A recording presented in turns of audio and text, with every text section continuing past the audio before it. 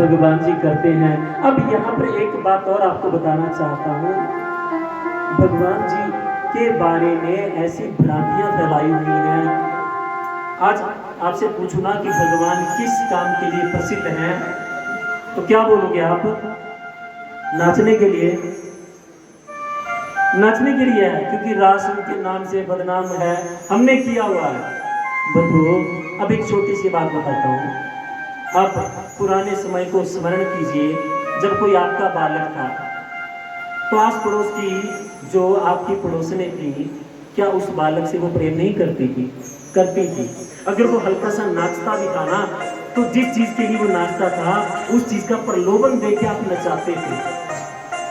गोपियां भी तो ऐसी करती है ना, कन्हैया थोड़ा सा बाजू उठा के दिखा देना, तुझे माखन दूंगी। हम बच्चे, छोटा बच्चा है, अभी उठा लो किसी बच्चे को, प्रैक्टिकल करके देख लो ना, छोटे से बच्चे को, उसको बोलोगी ट्रॉफी दूंगा, जरा बाजू ऐसी करके थोड़ा नाच के दिखा, वो नाचेगा।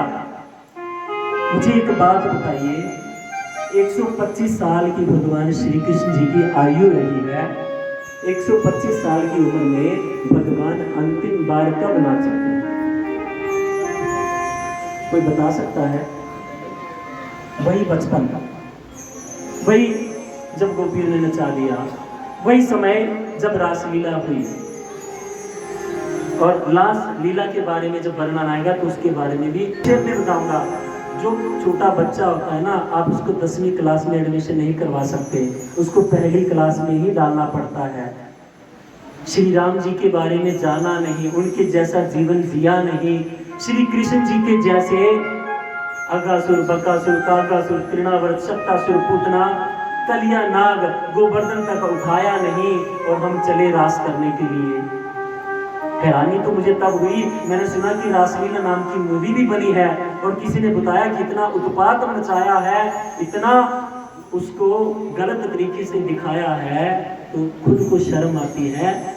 और सबसे बड़ी विडंबना तो ये है, लेकिन जो बड़े बड़े ओहदों पर बैठे हुए हैं इस विषय में वो भी मौन हो जाते हैं। परंतु कुछ कमियां तो हमारी भी है ना, कि हमें भी तो वही दृश्य पसंद आते हैं, हम भी तो वही देखना पसंद करते हैं ना। कथा हो रही है सिंपल। आज सोचिए, जब सुखदेव जी ने परीक्षित जी को कथा सुनाई होगी तो कितने कैसे वाले म्यूजिक प्ले कर रहे होंगे, कितने ढोलकी वालों ने ढोलक बजाई होगी, कितने तबले वालों ने तबला बजाया होगा, और कितने लोगों ने नृत्य किया होगा। हुआ होगा ऐसा कुछ? हुआ होगा? नहीं हुआ। क्यों? क्योंकि उनको अपना लक्ष्य पता है, उनका मन केंद्रित है। और जिस व्यक्ति का मन केंद्रित है कि मैंने भगवान को प्राप्त करना है, उनको इन चीजों की जरूरत नहीं है। वो अंतर मन होके बैठ जाएगा ना, शब्द सुनकर भी वो अपना कल्याण कर लेगा। इतना तामझाम हमें क्यों साथ में रखना पड़ता है? ताकि आपका मन इधर उधर ना जाए। फिल्मी गाने आपको जल्दी याद होते हैं, 2 बार सुन लिए, बस तीसरी बार आप उनसे सुन लो। एक कोई नया गाना आज बन जाए ना, जिसके ऊपर कोई प्रैक्टिस नहीं हो, बजा दूं, आपका एक एक स्टेप नृत्य का उससे मैच करेगा। कोई प्रैक्टिस नहीं, कोई ट्रेनिंग नहीं। क्यों? वो इसलिए क्योंकि हम उस चीज के ज्यादा आदी हो गए हैं। ये हमें भी सुविधाएं इसलिए लानी पड़ी कि वो जो चीजें आप उस नृत्य में ढूंढते हैं, उस जो आपको पतन की ओर ले जाते हैं, जो उन साधनों में आप ढूंढते हैं, वहां पर यही चीज हम आपको, यही वस्तु प्रदान कर सके, ताकि आपका मन भगवान के चरणों में केंद्रित हो। गोपियों के तो जो भाव हैं वो बड़े ही पवित्र है बंधुओं। और मैंने क्यों कहा कि पहली के बालक को 10वीं में नहीं डाल सकते, वो पहले ABC सीखेगा, वो सब कुछ सीखेगा, तब जाके 10वीं कक्षा की योग्य बनेगा। पहले भगवान को समझिए, पहले अपने स्वरूप को समझिए। आप संसारिक लोगों की दृष्टि में पुरुष और स्त्री हो सकते हो, लेकिन आपके अंदर जो है वो क्या है? एक आत्मा है। आप जो अंतर में हो वो हो। ये स्वरूप तो हमें भ्रम में डालने के लिए पुरुष का शरीर मिल गया, स्त्री का शरीर मिल गया, ये तो कुछ नहीं, ये तो कपड़े हैं। अब मैंने ये कपड़े पहने तो क्या मेरी यही पहचान है क्या? नहीं, मेरी ये पहचान नहीं है। पहचान तो मेरी अंतरात्मा है। अब जैसा सूट इन्होंने पहना है वैसा उन्होंने, तो उनको भ्रम हो सकता है, लेकिन वास्तव में वो नहीं हो सकते। इसलिए बंधु, परम तत्वों को पहचानना जरूरी होता है। जब आपको इसलिए बता रहा हूँ क्योंकि आजकल बहुत से लोग चले हैं जो कि हमारे शास्त्रों के नाम से भ्रमित करते हैं। काफी समय पहले की बात है, मुझे तो किसी व्यक्ति ने इतना कहा, हिंदुओं के देवी देवता तो स्त्रियों के लिए लड़ते मरते रहे।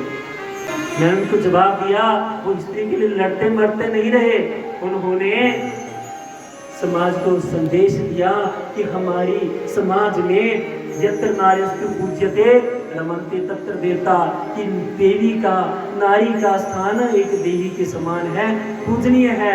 और इसलिए लड़ा गया कि जो उनका अपमान करेगा उनकी वो दुर्दशा होगी जो कौरवों की हुई, उनकी वो दुर्दशा होगी जो रावण की हुई। ये संदेश था समाज के लिए, ताकि हर कोई स्त्री का सम्मान करे। उनका कंजका पूजना नहीं छड़ी दिया, जन्मदिन होता हमारे टाइम में चुना कि कंजक पूजन करा जी कंपलसरी है, ये रोटी नहीं मिलनी पूरे दिन से। आजकल तो बोले उसकी कट्टी लिया मैंने हो लिया काम। हम अपने संस्कारों से दूर होते जा रहे हैं। समय है कि हम उनकी तरफ पश्चिम को अपनाना है, पश्चिमी सभ्यता को अपनाना है, अपनाइए। मुझे बड़ी अच्छी बात लगी यहाँ पर, मुझे नाम नहीं याद, यही अपना एक यही इन्हीं के परिवार में जो हमारे योजक हैं उन्हीं के परिवार का सदस्य है, जन्मदिन था, आए पूछा मुझसे कि व्यासी हम जन्मदिन है, हमने जो अपना पूजन करवाना है, सुबह जो पूजा होती है पूजा का जिम्मेवारी उन्होंने ली कि आज मेरा जन्मदिन है, मैं पूजा करूंगा। सुबह पूजा की, शाम को हुई कि पश्चिम को भी पकड़ना है तो से ढंग से पकड़े। केक मंगवाया, उनसे पूछा कि व्यासी मार्गदर्शन कीजिए कि क्या यहाँ पर व्यासपीठ के सामने केक काट सकते हैं? नहीं। मैंने कहा नहीं, तुरंत हाथ जोड़े। मैंने बस ये पूछना था, आपने अच्छा मार्गदर्शन किया। तुरंत दूर जाके कमरे में केक काटा। हम आपने पश्चिम की ओर बढ़ना, बढ़िए, अपनाइए, उसको अपनाना चाहते हो, लेकिन उतना ही अपनाइए जिससे आप अपने संस्कारों से वंचित ना हो जाएं। पश्चिम शिक्षा देनी है तो ऐसा ना हो जो बच्चे आपको मॉम डैड बोलना शुरू करें तो बाद में अपने अपनी जिम्मेवारियों, अपने अपने बिजनेस में लग जाएं और बोलो कि मॉम डैड, अब आप मॉम डैड डैडी हो जाओ, हमारे काम के नहीं हो आप। ये संस्कार आपने बचा के रखने हैं। वो कैसे बचेंगे? देखिए, एक छोटी सी बात आपको बताना चाहता हूँ बंधुओं, हम ही वो लोग हैं, हम बोलते हैं बाद में कि हम दुखी हैं।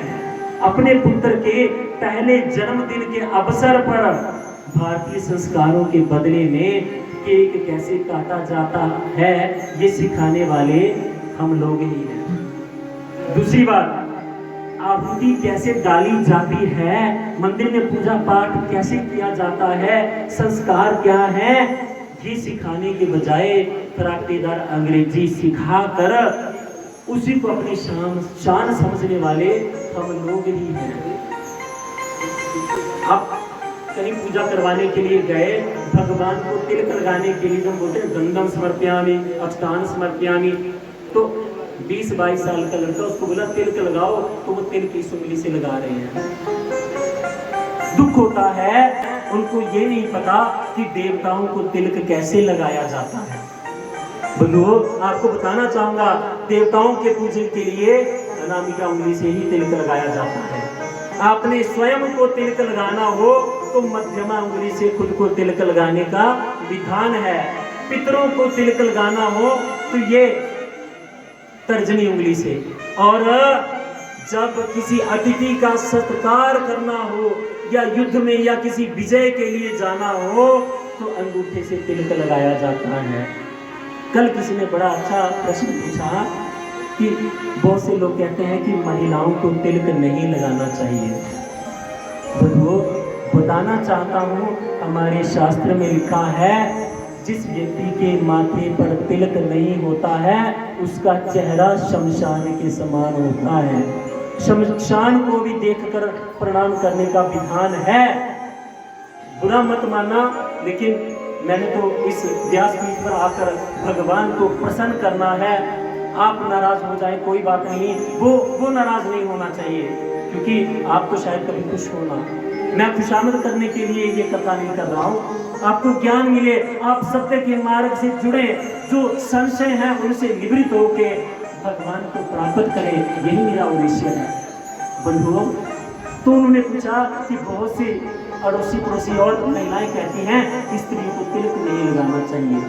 बंधुओं, मैंने इससे बड़ी कोई बात नहीं हो सकती। शास्त्रों में तो ये भी कहा है जिस माथे पर तिलक ना हो उसका चेहरा देखना भी पाप है। अब आप बोलोगे इतनी बड़ी बात कह दी। मैं नहीं कहता कि आप छोटे छोटे स्टेप को फॉलो करो, लेकिन उतने को तो मान दो ना जितने से जिंदगी चल सके। मैं नहीं कहता हूँ माला पकड़ के 24 घंटे राम राम करो, लेकिन कुछ समय तो निकाल सकते हैं ना। अब इसका संशय दूर करता हूँ बंधुओं, जब स्त्रियां शुद्ध अवस्था में हैं तो वो तिलक लगा सकती हैं, कहीं भी निषेध नहीं है। वो पूजा पाठ जो जब नित्य क्रिया में नित्य दिनों में होती हैं वैसे तिलक लगाएं, कोई दिक्कत नहीं है। कुमकुम जैसे माता जी का लाल सिंदूर तिलक होता है वो लगाएं, पीला चंदन भी लगा सकती हैं, इसमें कोई निषेध नहीं है। कोई होंगे जिनको अल्प ज्ञान है, कह दिया होगा कि तिलक नहीं लगा सकते, आप निश्चिंत होकर तिलक लगाइए। तिलक को लगाने से हमारे मस्तक के आज्ञा चक्र जो है वो सक्रिय हो जाते हैं, इसलिए तिलक को लगाने का विधान है। आप छोटा तिलक लगाइए, बड़ा लगाइए, पर मस्तक पर तिलक हमेशा होना चाहिए।